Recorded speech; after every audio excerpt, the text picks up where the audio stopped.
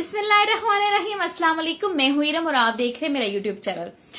नाजरीन, एक हफ्ता पहले साबिक एसपी चौधरी फरतुल्लाह का मर्डर होता है। अपने ही घर के बाहर गाड़ी धोते हुए उनको एक मोटरसाइकिल सवार आके गोलियां मारकर कत्ल कर देता है।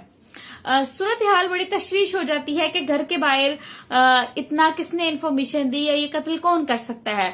आया एसपी जब जिस दौर में वो एसपी रहे हैं उस दौर में कोई गैंग वगैरह या कोई भी ऐसा शख्स जो मतलब जिसका उनके साथ आमना सामना हुआ हो दौरान ड्यूटी, उसने अपना बदला लिया या किस वजह से।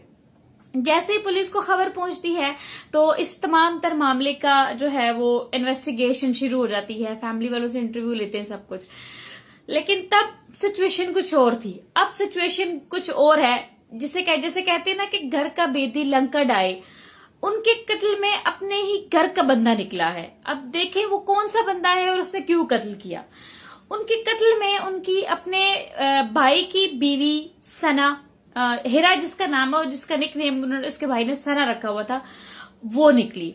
अब हम आपको बताते चलते हैं कि उसने क्यों कत्ल किया और किस तरह उसने कत्ल किया और वो कैसे पकड़ी गई है। नाजरीन, जब ये कत्ल हुआ तो उससे तकरीबन 5 महीने पहले जो कत्ल हुआ है एसपी साहब, उनका एक दूसरा भाई था कीमी के नाम से, ये वहां पे मशहूर था और ये इसके कुछ अच्छे जो है वो लोगों से रवाबत नहीं थे। अब ये कह सकते हैं कि अंडरवर्ल्ड डॉन तक और ये तमाम तर यानी कि एक्टिविटीज में वो इलीगल एक्टिविटीज में वो इन्वॉल्व था।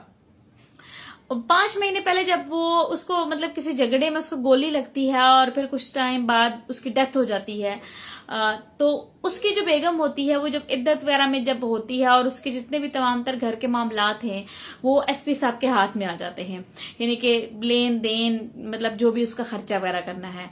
और वो जो बकौल लड़की है सना है, उसने बताया है कि मुझे जो मेरे जेठ हैं ये मुझे खर्चा नहीं देते थे और मेरी प्रॉपर्टी वगैरह पे और मेरी फर्दा चीजों पे इन्होंने कब्जा किया हुआ था। यहाँ पे हम आपको एक और बात भी बताते चले कि ये जो सना लड़की है ये जो एसपी साहब है उनके भाई की दूसरी बीवी थी।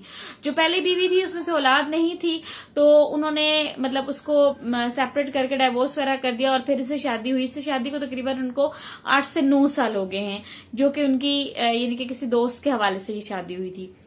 और फिर उसके बाद ये तमाम तर मैटर जब होता है उस लड़की के हस्बैंड की डेथ हो जाती है। फिर वो इधर गुजार कर वो अपने उसका हस्बैंड होता है उसके बॉडीगार्ड के साथ शादी कर लेती है। उसका जो बॉडीगार्ड था उसको तकरीबन 3 साल हो गए हैं उनके साथ रहते हुए और 3 सालों में तकरीबन 1.5 सालों से वो इस शख्स के साथ रिलेशन में है। और फिर जब उसके हस्बैंड की डेथ होती है तो वो उससे खुफिया तौर पर निकाह कर लेती है।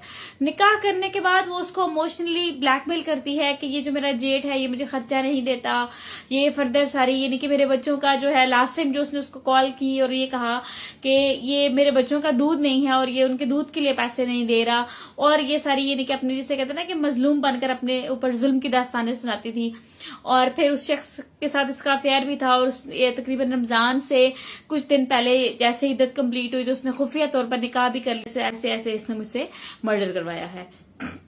अब लड़की के बकौल ये है कि वो हमारे साथ ऐसे जुल्म करता था, ये प्रॉपर्टी वगैरह ये सब चीजें जो है वो मुझे नहीं दे रहा था, इसलिए मैंने मर्डर करवाया।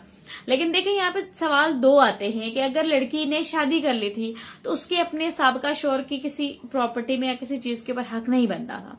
और दूसरा ये भी बनता है कि जो साबिक एसपी साहब थे उनका भी हक बनता था कि वो जो तमाम तर चीजें हैं अगर वो अपनी भाभी के नाम नहीं कराना चाहते थे तो वो उनके बच्चों को दे सकते थे ताकि कम से कम उनकी अपनी जान तो बच सकती थी। ऐसे वाकयात को देख के हमें इनसे सबक लेना चाहिए और अल्लाह ताला से तौबा करनी चाहिए कि अल्लाह ताला हमें ऐसी मौत और ऐसे लोगों से बचाए। दुआ में याद रखिएगा। अल्लाह हाफिज।